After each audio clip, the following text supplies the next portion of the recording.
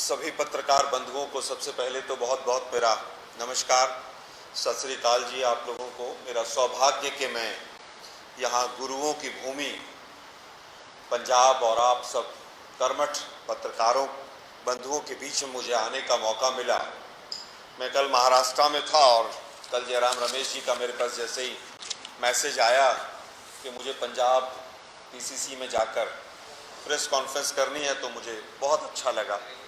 मेरा सौभाग्य है कि मैं आप लोगों के बीच में हूं और आप लोगों की संख्या देखकर लग भी रहा है कि यहाँ पर वास्तव में प्रेस अभी एक्टिव है और प्रेस जिंदा है। बहुत बहुत धन्यवाद आप लोगों का। मैं भी आप लोगों के बीच से ही निकला हुआ एक पत्रकार ही हूँ। मैं कांग्रेस युवा संदेश का कई वर्षों तक चीफ एडिटर भी रहा और पत्रकारिता के क्षेत्र में कुछ चीज़ें और भी की। आपसे व्यक्तिगत तौर पे उनको भी साझा करें। आज का जो विषय है बंधुओं, वो ये है कि कांग्रेस पार्टी जो मुख्य विपक्षी दल है पूरे भारत के अंदर, आज हमने लगभग 25 जगह अलग अलग राज्यों में, अलग अलग शहरों में, प्रदेश कांग्रेस कमेटी के कार्यालयों में महंगाई के मुद्दे को लिया है। हो सकता है कि महंगाई का मुद्दा हमें आपको शायद उतना परेशान न कर रहा हो, लेकिन अगर एक आम जन से, एक गरीब व्यक्ति से, एक पिछड़े व्यक्ति से हम पूछेंगे गांव में, तो महंगाई एक आज की तारीख में बहुत बड़ा मुद्दा है। महंगाई को लेकर पिछले 4-5 महीने में कांग्रेस पार्टी ने 5-6 अपने विरोध प्रदर्शन भी किए हैं और हम पूरी तरह से संसद से लेकर सड़क तक गरीब की आवाज़ और महंगाई की जो महंगाई का मुद्दा है उसको लेकर प्रेस के माध्यम से जनता के बीच में हम लोग जा रहे हैं। आप लोगों को याद होगा 2014 में बड़े बड़े भाषण दिए गए थे और उन्हीं मुद्दों के ऊपर केंद्र सरकार चुनी गई।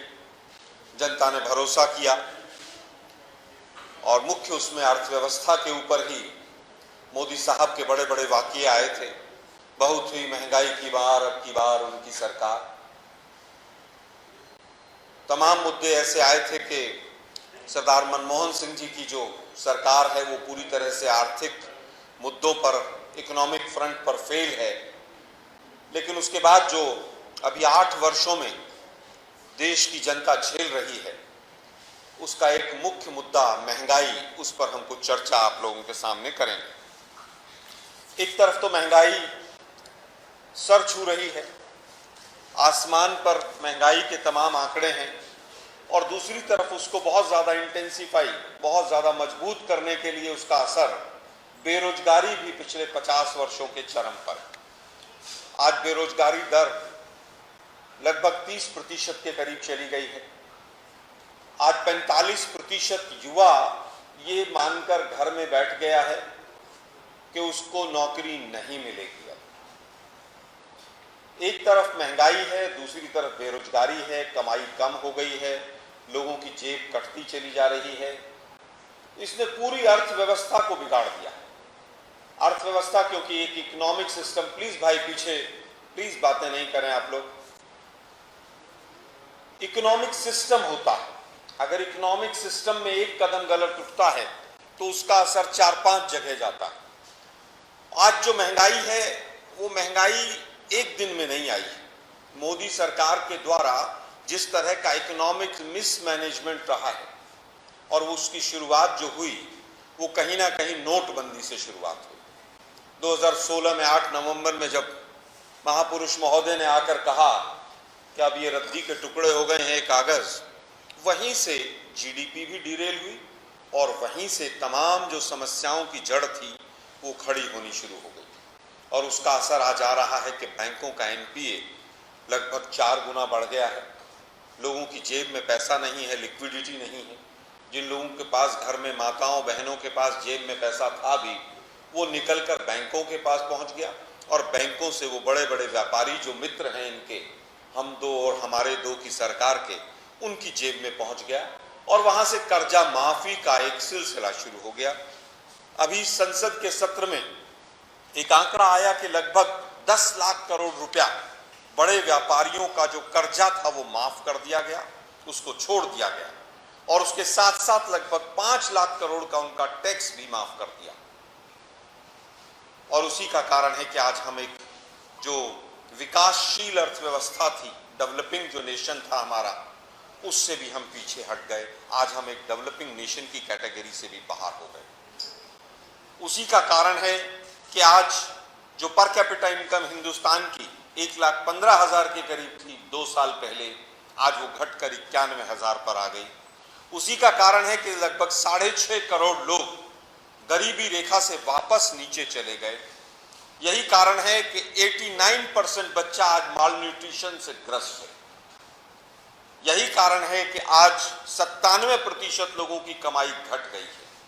पहला कदम गलत नोटबंदी, गलत तरीके से गलत समय पर केवल अपनी वाहवाही के लिए महापुरुष महोदय ने जब की थी, उसके बाद गलत implementation, wrong implementation of the GST, इन 2 कारण ऐसे मुख्य रहे, और उसके बाद से तमाम चीजें ऐसी रही जिसके ऊपर आज हम विस्तार से चर्चा करेंगे।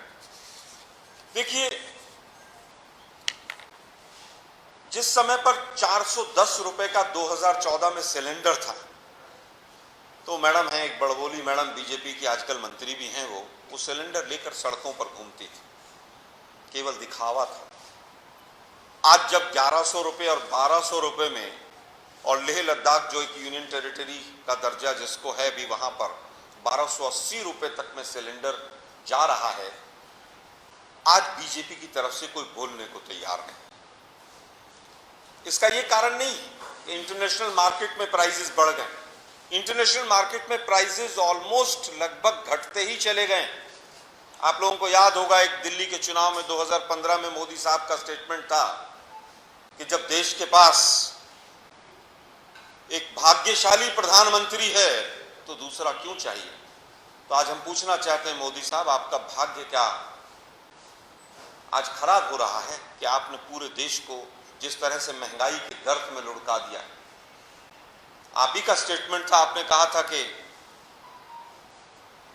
टैक्स बढ़ेंगे, कुछ कड़वी दवाइयां लेनी पड़ेंगी, अर्थव्यवस्था डिरेल हो गई है, उसको आगे लाने के लिए।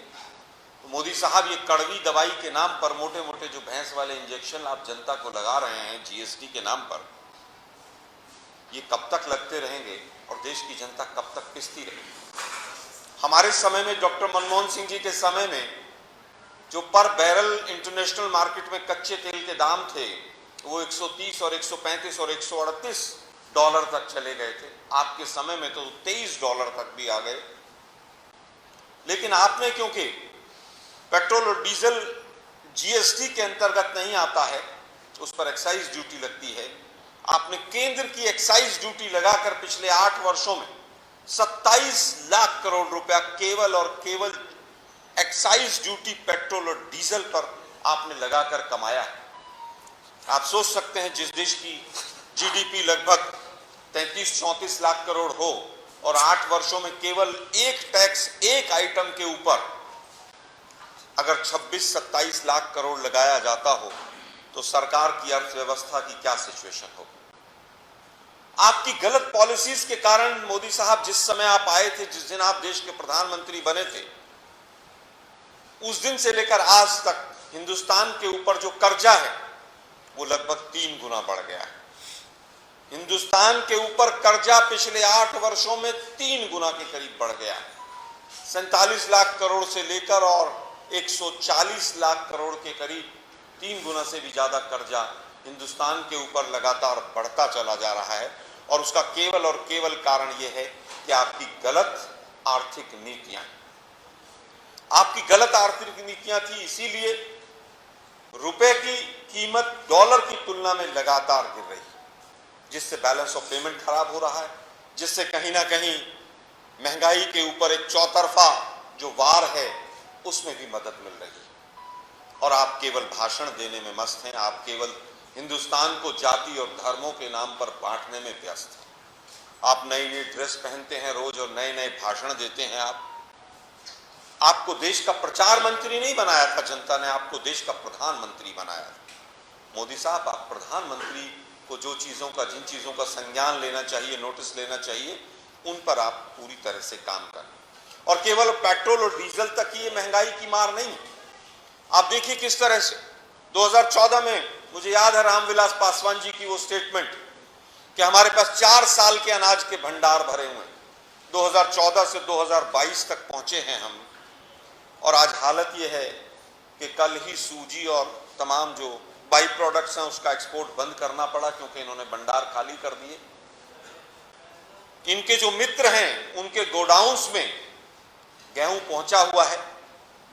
अडानी के कहां कहां सेलर लगे हैं, हरियाणा और पंजाब के साथियों को, मित्र को मुझे बताने की आवश्यकता नहीं। दुर्भाग्य यह है कि गेहूं के कीमत, आटे की कीमत, सरसों का तेल और जो बेसिक आइटम्स हैं जिसके ऊपर एक गरीब व्यक्ति अपना पूरा जीवन यापन निर्भर करता है, उसकी कीमतें किस तरह से बढ़ गई। अगर गांव में आज किसी को 2 कमरे का मकान बनाना है तो ईंट का प्राइस कितना बढ़ा है, लोहे का प्राइस कितना बढ़ा है। एक जो साधारण दरवाजा 2200-2400 रुपए का आता था, जो 3200, 3400 और 3500 तक चला गया है। आप लोग सोच सकते हैं कि महंगाई केवल और केवल पेट्रोल डीजल तक नहीं है, चौतरफा महंगाई की मार हो। चाहे वो दूध के ऊपर, दही के ऊपर, पनीर के ऊपर, छाछ के ऊपर जीएसटी लगाने की बात हो। एक तरफ कहते हैं अर्थव्यवस्था बूम पर है, बल्ले बल्ले है, और दूसरी तरफ आपको छोटी छोटी चीजें, जिस देश के अंदर 89% बच्चा मॉल न्यूट्रिशन से ग्रस्त हो, उसके पोषक तत्व उसको नहीं मिल पा रहे हों, प्रेग्नेंट वुमेन 56% मॉल न्यूट्रिशन से और एनीमिक हो, एनीमिया हो, उस देश में आप इस तरह की चीजों के ऊपर जीएसटी लगाकर गला घोटना चाहते हो, ये दुर्भाग्यपूर्ण। एक कांग्रेस स्पोक्स पर्सन के माध्यम से नहीं और उस नाते नहीं, एक साधारण व्यक्ति के नाते भी ये तमाम इश्यूज ऐसे हैं जिनको मैं समझता हूं कि मेरे मीडिया साथियों को जनता तक पहुंचाना चाहिए कि कहां तक ये सरकार गिर गई है और ये सरकार किस तरह से गरीब आदमी का गला घोट रही है। 2019 का मोदी साहब का एक भाषण मुझे याद आ रहा था, उसमें बड़ा उन्होंने कहा कि देखिए, कभी भी जीएसटी में मैं इन चीजों को नहीं लेकर आऊंगा, क्योंकि चुनाव था ना, चुनाव में तो साहब कुछ भी बोल देते हैं, लाल किले की प्राचीर से भी झूठ बोलने से नहीं चूकते हैं। 2019 के भाषण और 2022 में जो उनकी कथनी और करनी का डिफरेंस है, अंतर है, वो पूरा देश देख रहा है। आप कहते हैं कि साहब इनका विकास के लिए हमें पैसा चाहिए। अरे भाई, 1100 कुछ टोल थे हिंदुस्तान में 2014 में, नेशनल हाईवे के 1100 कुछ टोल थे, एग्जैक्ट फिगर नहीं देते हैं ये लोग।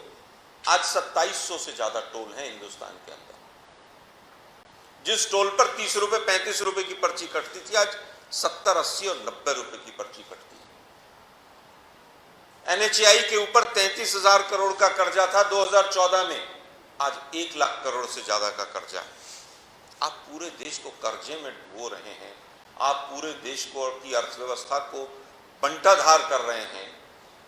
स्वयं तो 10-10 लाख के सूट और लाखों की घड़ी और चश्मा है, स्वयं तो आप 8-8, 8.5 हजार के जहाज में चल रहे हैं। आप जनता का सोचिए कि जनता की क्या हालत है। आपने जो भाषण दिए थे, क्या हुआ उनका? आपने कहा था बहुत हुई महंगाई की मार और 15 लाख आएंगे और स्विस बैंक का पैसा सारा यहाँ आ जाएगा। आज निर्मला सीतारमण जी संसद में कहती हैं, पिछले संसद सत्र में, कि सरकार को नहीं पता है स्विस बैंक में कितना पैसा है। आप ही लोग लेकर कागज घूमते थे ना कि हम सबका नाम बताएंगे, किस किस का पैसा है। क्या हुआ फिर उसके बाद? महंगाई बढ़ने के पीछे तमाम ये कारण हैं। आपने तमाम लूट मचवाई, बड़े बड़े भ्रष्टाचारियों को यहां से भगाया, और आप भाषण देते हैं लाल किले से भ्रष्टाचार का। लाखों करोड़ की ड्रग्स पकड़ी जाती है हिंदुस्तान में, चिट्टा पकड़ा जाता है, एक पोर्ट से बार बार पकड़ा जाता है, और एक व्यक्ति अरेस्ट नहीं होता है, क्योंकि वह आपके मित्र का बंदरगाह है। महंगाई के मामले में जो और चीजें रही, कुछ आंकड़े भी आज मैं रखूंगा जिनका बार बार ये लोग जिक्र करते हैं। अभी आपको एलपीजी के बारे में बताया कि किस तरह से डबल कीमत हो गई। ग्लोबल प्राइसेस घटने के बाद भी पेट्रोल और डीजल के ऊपर जिस तरह से 800-900% का इंक्रीज एक्साइज ड्यूटी का रहा। दूसरी तरफ सब्सिडी का खेल भी किया इन्होंने। सब्सिडी सारी घटाते चले गए। सब्सिडी आप घटाएंगे, सरकार अगर उसके अंदर अपना प्रतिभाग नहीं करेगी तो स्वाभाविक है कि कीमतें बढ़ती चली जाएंगी। उज्ज्वला योजना के ऊपर आज से 2 साल पहले 2000 करोड़ से ज्यादा सब्सिडी थी और इस साल 0 सब्सिडी है। आप भाषण कुछ देते हैं, कहते कुछ हैं आप और करते कुछ हैं आप। इंटरनेशनल प्राइसेस के साथ साथ अब एक और चीज सामने आ रही है, पर कैपिटा एनर्जी कंजम्पशन भी हम गिरते चले जा रहे हैं कि जो मैं पेट्रोल और डीजल एक व्यक्ति प्रति वर्ष इस्तेमाल करता था, मैं अपने लिए इस्तेमाल करूंगा तो देश की तरक्की होगी, मेरी तरक्की होगी, वो भी per capita consumption of power जो है लगातार वो घटती चली जा रही है। दूसरी तरफ मैंने कहा कि किस तरह से बेरोजगारी बढ़ रही है। पंजाब वीरों की धरती रही है, हमेशा से फौज में बलिदान में पंजाब का, हरियाणा का, इस बेल्ट का पूरे का एक योगदान रहा। आप अग्निपथ लेकर आ गए, अरे भाई 10 लाख वैकेंसीज खाली पड़ी हुई हैं। आप भाषण बड़े बड़े देते हैं। केंद्रीय विद्यालय संगठन में टीचर्स की वैकेंसी पिछले 5 साल में डबल हो गई, खाली पदों की आप भर्ती नहीं कर रहे हैं। अग्निपथ के माध्यम से आपने युवाओं का गला दबा दिया पूरी तरह से।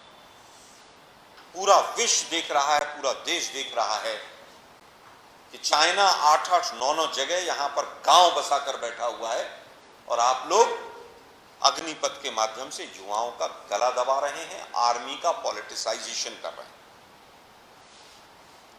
चाइना के ऊपर आप एक शब्द नहीं बोलते हैं और इधर बेरोजगारी बढ़ाते हैं।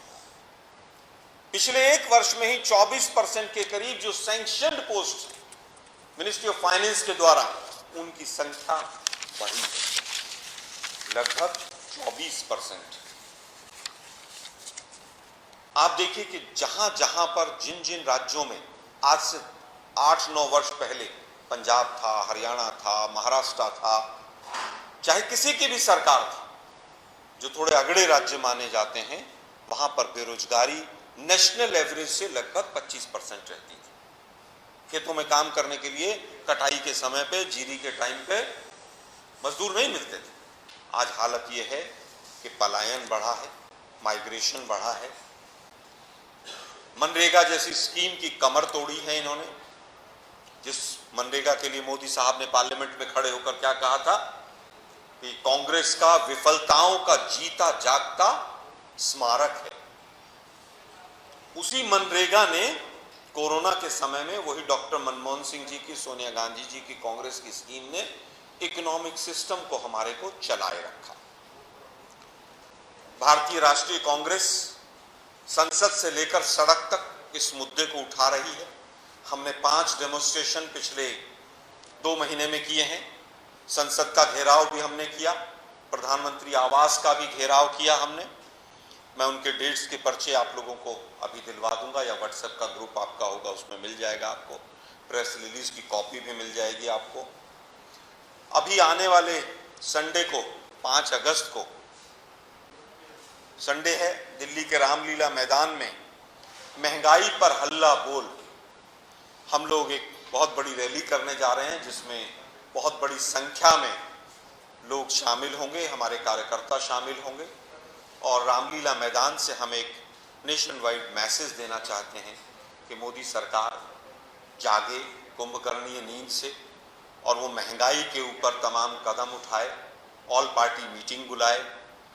जिस तरह से आज देश के अंदर महंगाई कमर तोड़ है, गरीब लोगों को कैसे निजात मिल सकती है, उसके ऊपर काम करें। और आज की जो प्रेस कॉन्फ्रेंस है उसका एक बेसिक कारण ये भी रहा कि हम आप लोगों को बताएं कि किस तरह से महंगाई और तमाम चीजें ऐसी हैं जिनके अंदर ये सरकार लूट मचाए हुए है। ये सब्सिडी के ऊपर एक टेबल है, इसमें मैं बता देना चाहता हूं आपको कि 2017 से लेकर अभी तक का मेरा एनालिसिस है 2021-22 तक का। अगर टोटल हम देखें सब्सिडीज डोमेस्टिक एलपीजी पर, आज 0 सब्सिडी, जबकि हालत ये थी डॉक्टर मनमोहन सिंह जी की सरकार में जो गैस का सिलेंडर हमें 14 किलो वाला 1300 कुछ रुपए का पड़ता था, 800 रुपए के करीब सब्सिडी गवर्नमेंट देती थी उस पर, और 410 और 412 रुपए में हम जनता को देते थे ताकि महंगाई को कंट्रोल किया जा सके। ये मोदी साहब भाषण बहुत देते हैं, महिलाओं की आंखों से आंसू, भाइयों बहनों मित्रों, लेकिन वास्तविकता ये है कि जो इनकी उज्ज्वला स्कीम है, प्रधानमंत्री उज्ज्वला योजना, इसके अंदर 2017-18 में 2496 लगभग 2500 करोड़ रुपया केंद्र की सरकार ने खर्च किया था, और हालत यह है कि 2021-22 में आते आते ये जीरो पर आ गया। 2020-21 में मात्र 34 करोड़ रुपया केंद्र सरकार ने उज्ज्वला योजना के लिए दिया, मात्र 34 करोड़ रुपया, और उससे ज्यादा, कई गुना ज्यादा पैसा मोदी साहब ने एडवर्टीजमेंट पे उज्ज्वला के योजना के लिए खर्च कर दिया। साथ के साथ अगर आप देखें तो डायरेक्ट बेनिफिट ट्रांसफर की जो बात थी, जो चिदम्बरम साहब लेकर आए थे आधार कार्ड के माध्यम से, मोदी साहब भाषण तो बहुत देते हैं, मैंने लीकेज रोक दिया, मैंने ये कर दिया, मैंने वो कर दिया, और सच्चाई ये है कि जो टोटल सब्सिडी थी, चाहे वो पेट्रोल डीजल पर थी, चाहे वो डायरेक्ट बेनिफिट ट्रांसफर था अकाउंट के अंदर, 2017-18 में लगभग 29,000 करोड़ थी। एग्जैक्ट फिगर है 28,684 करोड़, लगभग 29,000 करोड़ रुपया केंद्र सरकार तमाम तरह की सब्सिडीज देती थी, जो घटकर 2021-22 में, क्योंकि 22 का भी फाइनेंशियल ईयर चला गया है, मात्र 647 करोड़ रुपया रह गया। मोदी साहब कहां एक तरफ 29,000 करोड़ की सब्सिडी केंद्र सरकार 4 साल पहले देती थी, जिससे कहीं ना कहीं महंगाई पर कंट्रोल होता था, और आज कहां मात्र 650 करोड़ पर आ गए। मोदी साहब का, इस केंद्र सरकार का जो दिखावा है वो ये सामने है। आज का क्योंकि मुख्य विषय हमारा अर्थव्यवस्था और महंगाई, बेरोजगारी से जुड़ा हुआ था, मेरे पत्रकार बंधुओं को शायद कुछ फैक्ट्स मेरे से कन्वे हो गए हैं, कुछ चीजें हम आपको और भी दे देंगे अभी प्रिंट आउट फॉर्म में। आज के सुमोटो से संबंधित, मेरे वक्तव्य से संबंधित अगर आपके कोई भी प्रश्न हैं, सादर आमंत्रित।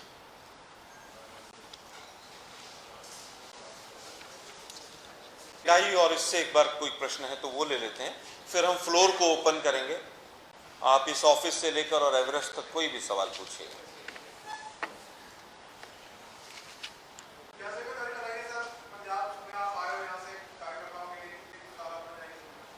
देखिए, वो तो पीसीसी तय करेगी, ऑर्गेनाइजेशनल स्ट्रक्चर तय करेगा कि कितने लोग जाएंगे, लेकिन पंजाब ने हमेशा से, दिल्ली में कोई भी रैली रही हो, राष्ट्रीय कोई भी मुद्दा रहा हो, चाहे वो 3 कानूनों पर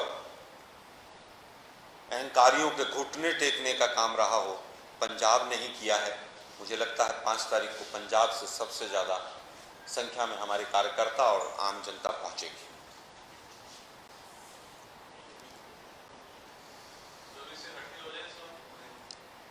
और कोई प्रश्न महंगाई से या हमारी रैली से रिलेटेड कोई भी है?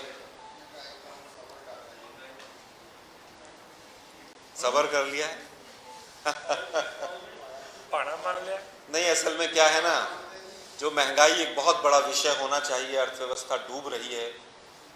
जब बैंकों की हालत यह है कि आप केवल 2 ही बैंक रखना चाहते हैं, एक तरफ दौर था नेशनलाइजेशन ऑफ बैंक्स का, आज मर्जर करके आप बैंकों को बचा रहे हैं, तो अर्थव्यवस्था तो कहीं ना कहीं हिंदू मुसलमान और जाति और धर्म के धतूरे में पूरी तरह से महंगाई डूब चुकी।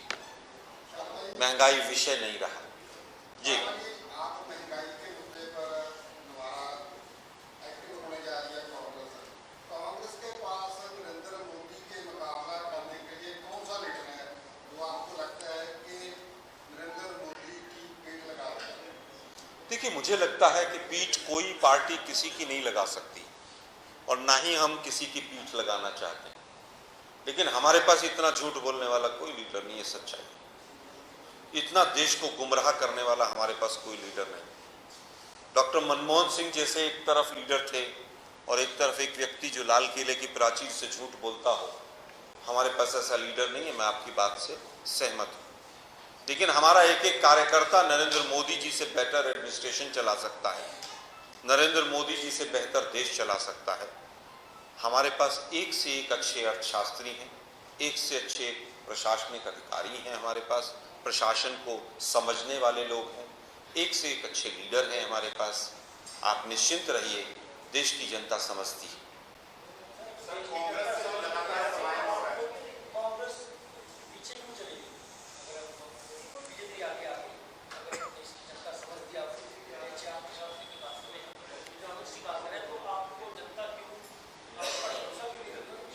देखिए, मुझे लगता है कि एक संघर्ष का लोकतंत्र में माध्यम होता है और उस माध्यम को, लोकतंत्र में संघर्ष के माध्यम को ब्लॉक कर दिया गया है। और उसको ब्लॉक करने का एक सबसे अच्छा तरीका है कि आप लोकतांत्रिक संस्थाओं का गला घोट दें। ये वही मोदी जी हैं जो सीबीआई के ऊपर बड़े बड़े भाषण देते थे, और ये वही मोदी जी का शासन है जब सीबीआई के डायरेक्टर की पेंशन भी रुकी हुई है 4 साल से। ये वही मोदी जी हैं जो पेगासस पे एफआईआर होनी थी तो सीबीआई के कार्यालय को रात को 2 बजे घेर लिया जाता है दिल्ली पुलिस के द्वारा। संघर्ष का एक रास्ता होता था मीडिया। मुझे दुख के साथ कहना पड़ता है कि एक मीडिया का बहुत बड़ा वर्ग मोदी साहब की गोदी में बैठा हुआ है। हमारी कितनी प्रेस कॉन्फ्रेंसेस को चलाता है गोदी मीडिया, ये आप लोग देखते हैं। दूसरा संघर्ष का रास्ता होता था संवैधानिक संस्थाएं। जब आप सुप्रीम कोर्ट के और तमाम न्यायालय, न्यायाधीश और बड़े बड़े अधिकारियों के यहाँ मोबाइल में पेगासस लगा देंगे तो संघर्ष का रास्ता कहाँ से चलेगा और जनता तक बात कैसे पहुंचेगी? कितने जनता के लोग जानते हैं कि मोदी साहब के आने के बाद देश के ऊपर कर्जा 3 गुना हो गया है? ये बात जनता तक नहीं पहुंचने दी जा रही है। हमें और आपको रोज हिंदू मुसलमान में, 3 तलाक में, हिजाब में और फलाने में और ढिकड़े में उलझाए रखा जा रहा है। तीसरा माध्यम होता है लोकतंत्र में बात पहुंचाने का, कहीं ना कहीं जो हमारे अधिकार हैं। मुझे बताइए, पिछले 8 वर्षों में एक भी अधिकार इस सरकार ने दिया? हमने तमाम अधिकार दिए, सूचना का अधिकार दिया हमने। आज जिस ईडी सीबीआई का दुरुपयोग हो रहा है, इसकी पावर्स को हमने बढ़ाया। आज वो कठपुतली बन गए। इलेक्शन कमीशन उनका पिट्ठू बनकर काम करता है। आप तो मीडिया के साथ ही, चुनाव आया था तो एक चैनल आया था नरेंद्र मोदी नमो चैनल, आपको किसी को दिखाई देता है? आज कोड ऑफ कंडक्ट का सरेआम वायलेशन हुआ। जब वो चैनल चुनाव चला गया तो मोदी साहब भी चले गए और नमो चैनल भी चला गया। लेकिन कांग्रेस पार्टी अंग्रेजों से भी नहीं डरी, अंग्रेजों से भी हम लड़े थे। एक कांग्रेस का स्पोक्स पर्सन नहीं, मैं एक हिंदुस्तानी के नाते आपसे बात कर रहा हूं कि देश वास्तव में, जिसको डॉल्ड्रम्स कहा जाता है, भंवर में फंसा हुआ है। आप लोग समझिए इस चीज को। और उसके बाद अंतिम चीज जो रहती थी वो रहती थी संसद। क्या हालत कर दी है। 25% बिल पार्लियामेंट्री कमेटी को जाते हैं। नोटबंदी, 3 काले कानून, अग्निपथ, इतनी बड़ी बड़ी चीज, इतनी बड़ी योजनाएं बिना संसद में डिस्कस किए ये सरकार लेकर आती है। और यही गुजरात मॉडल है। सारे अधिकारियों की मुंडी मोड़ लो, सबके यहाँ पेगासस लगा दो, सबकी फाइलें बना दो, जनता तक बात नहीं जानी चाहिए, कोई डाटा नहीं जाना चाहिए। नो डाटा सरकार है ये।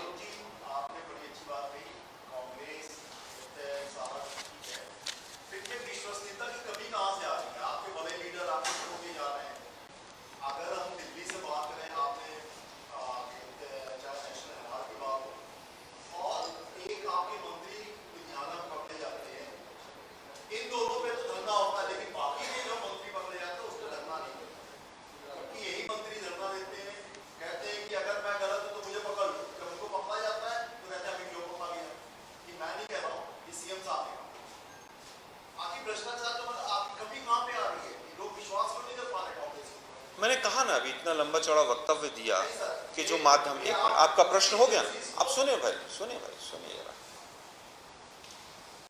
मैंने एक मीडिया पर भी वक्तव्य दिया, शायद आपने सुना होगा वो। देखिए, नेशनल हेराल्ड से शुरू करते हैं। कब शुरू हुआ था मैटर? आप ही बता दीजिए, कब शुरू हुआ था? नहीं, आप ईयर बताइए ना भाई। आप इतना लंबा चौड़ा सवाल पूछना, आप ईयर बताइए, कब केस हुआ था?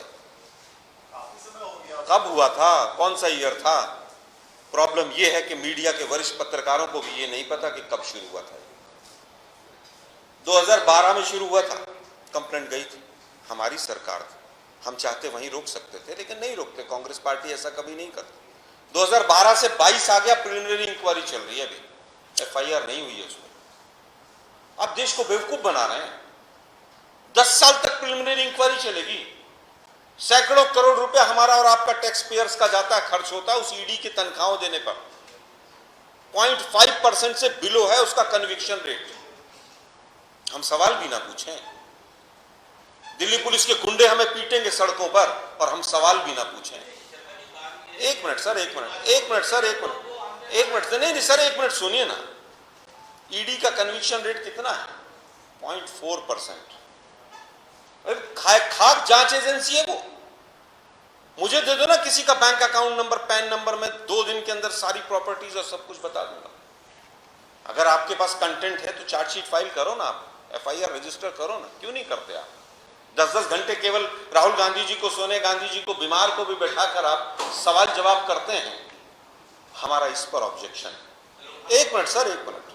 जहां तक बात है, पंजाब के एक मंत्री का भी सवाल पूछा आपने। कानून अपना काम करेगा। अगर उसने गलत काम किया है, कन्विक्शन होगी, न्यायालय में मैटर है। धरना कहाँ का बताया ना मैंने। मोहित जी, इसका जवाब मैं दूंगा। ना मोहित जी,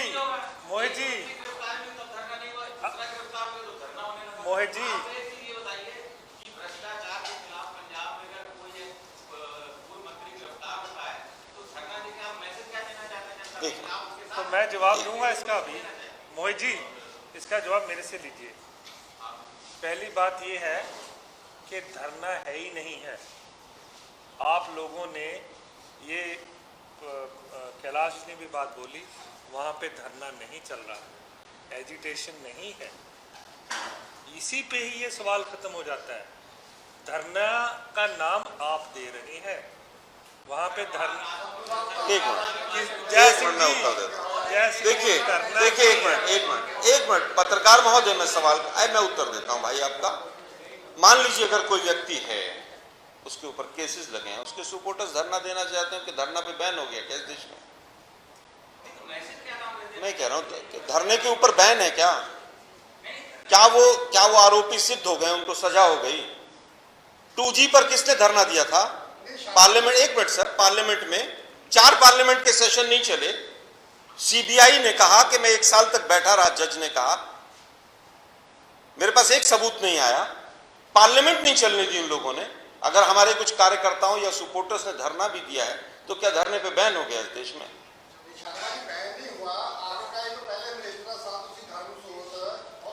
देखिए, मैं लोकल लीडरशिप ने सिंह साहब देखिए, बात ये है, अगर कुछ वर्कर्स ने पहले नहीं दिया, अभी दे दिया, तो वो बहुत बड़ा इशू नहीं है।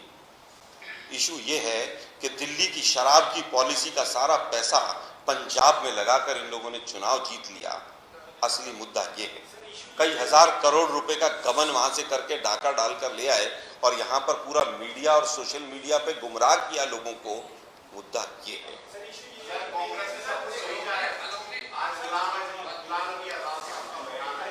हाँ,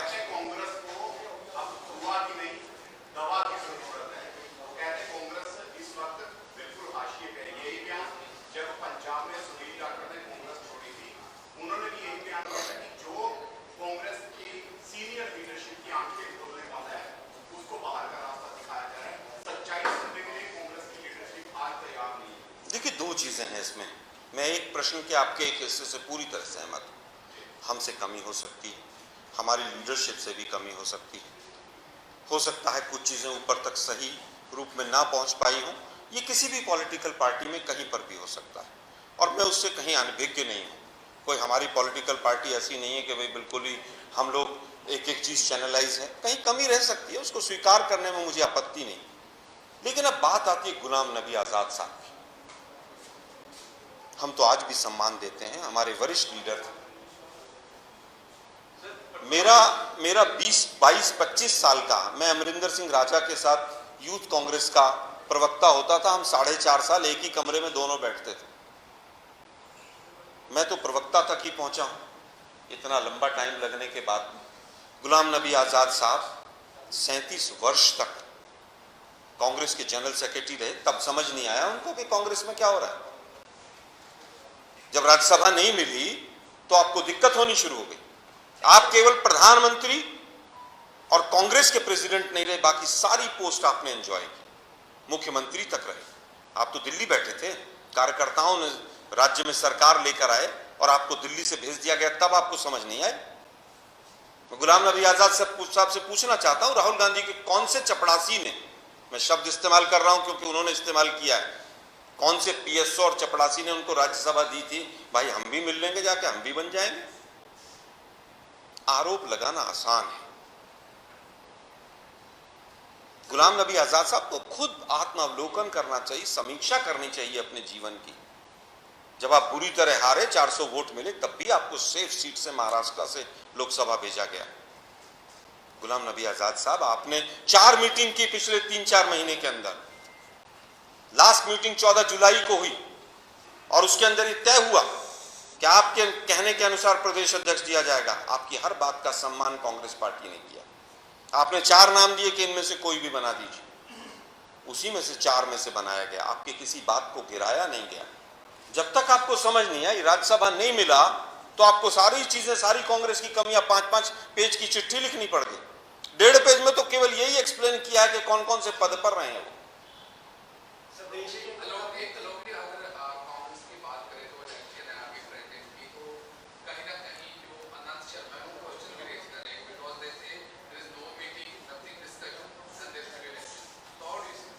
देखिए, मुझे लगता है लोकतांत्रिक पार्टी में अगर उनको कहीं पर इलेक्शन प्रोसेस पे कोई सवाल खड़ा करना है तो सेंट्रल इलेक्शन अथॉरिटी है, मधुसूदन मिस्त्री जी को चिट्ठी लिखे। वो ये मीडिया में आकर बयानबाजी करना, ये क्या उचित है?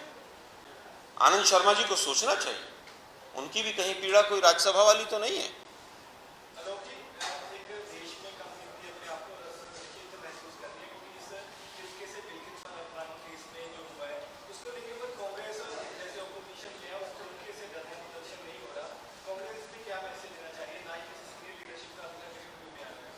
सीनियर लीडर्स के सभी के बयान आए, पहला उत्तर।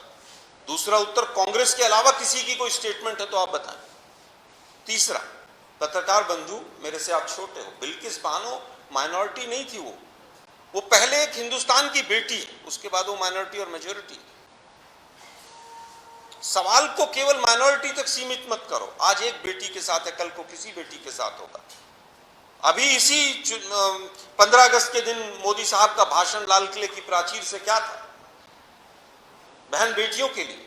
2014 के लिए लड़कों से भी पूछा जाना चाहिए कहां जा रहे हैं, क्योंकि अब भाजपा के कार्यकर्ता थे, एक जाति विशेष के वोट चाहिए, तो आपने उनको छोड़ दिया। कांग्रेस के अलावा किसी ने आवाज नहीं उठाई है। पवन खेड़ा जी और तमाम हमारे कार्यकर्ताओं को अभी 4 दिन पहले अहमदाबाद में अरेस्ट किया गया, लेकिन मीडिया दिखाता नहीं। दुर्भाग्य है इस चीज का। तो ये जो आपके आम आदमी पार्टी वाले जो लोग आकर रोज चिल्लाते थे ना, 1000 रुपए दे देंगे पेंशन की महिलाओं को, बेटियों को, एक शब्द नहीं बोला है उन्होंने।